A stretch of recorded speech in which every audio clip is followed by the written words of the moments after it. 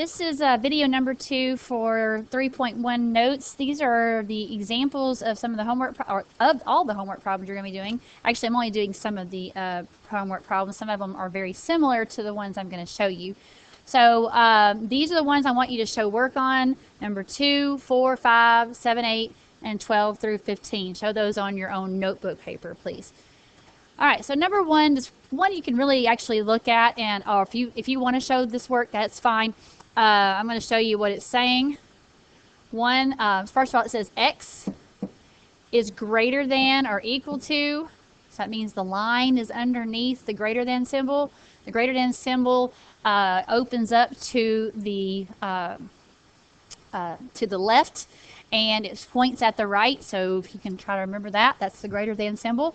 And this one, again, these are just multiple choice, so you don't have to really show much work on this. Make sure you pick the right choice. So this is F. Number 2, I do want you to show the work on this one because, and there's really not a lot of work, you just need to switch these around. So on your paper, I want you to show that you've switched these around so that C is on the left, 1 is on the right, and this symbol needs to be switched around too because it's opening up to the C. So when I switched it around where C is on the left and 1's on the right, then I want to open it up to the C. So just make sure you write that down on your paper. So on this one, we're looking for an open dot. So we're not looking at any of these closed dots. We also want to make sure that 1 is circled, so not 2. And the arrow is pointing to the right. So the shading needs to be pointed to the right. So it's F. All right, number 3, V is less than. Notice it has the word is less than. So we're not going to look at these subtraction ones, okay? So V less than means that the arrow is pointing at the V, and the arrows, so this one is B. Okay, so you don't have to show your work on that one, but just pick the right multiple choice. All right, number 4, I do want you to show your work for these. There's 3 different sections or parts of this. First, we're going to take the x out and put what x is equal to, which is 0. So we're taking out x and putting in 0, 4 times 0, and all we're doing is evaluating. So 5 is greater than -7, so this is a true statement. So then that would be yes. All right, now we're going to do the same thing for B part. We're going to take the 1 and put it in for x. So start over with the same original inequality. And we're going to take out x and put 1. Remember, that's 4 times x, so we're multiplying 4 times 1. And 4 plus 5 is 9. 9 is greater than -7. All positive numbers are greater than negative numbers, so that's also yes. And then C part, we're going to take the 2 and put it in for x. So again, start all over with the original inequality. Oops, I put 2 instead of 5. And we're taking the x out and putting 2 in. So 8 plus 5 is 13. And 13 is greater than -7. So since that's also true, then yes, 2 is also a solution. So there's infinitely many solutions, but these 3 that they've listed are definitely solutions of this inequality. All right. Number 5 is like number 2. You do need to show your work on that one. Number 6, we're going to look at a closed dot because of that equal to symbol. So it's not B or D. And the shading should be pointing to the right of -4. So that will be A.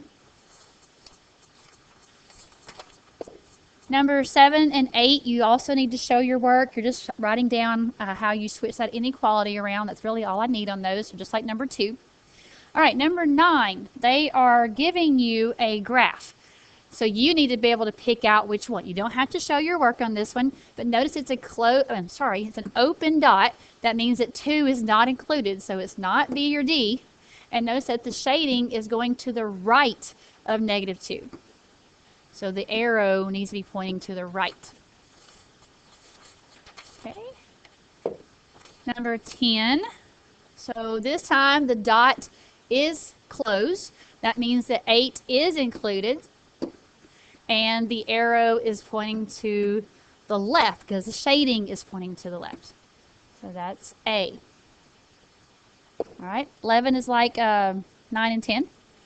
12, I do want you to write down what this inequality is on your paper.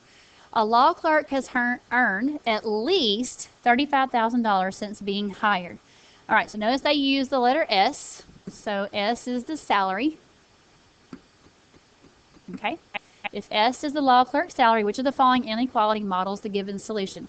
All right, remember from my first page on the very back, I told you that at least means that it's going to be greater than or equal to.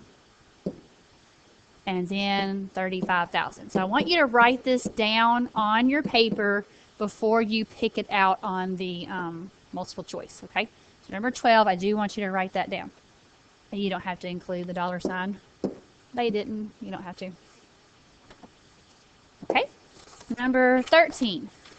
The restaurant can seat at most 167 people. So at most means less than or equal to.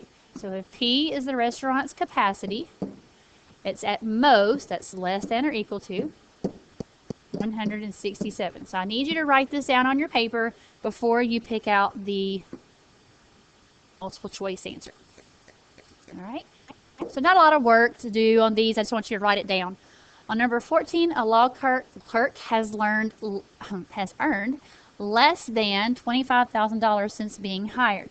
If S is the law clerk's salary, so S is less than $25,000. So write that down first, then you can go over to the multiple choice and pick it out. So it's not going to be equal to, it's less than 25,000.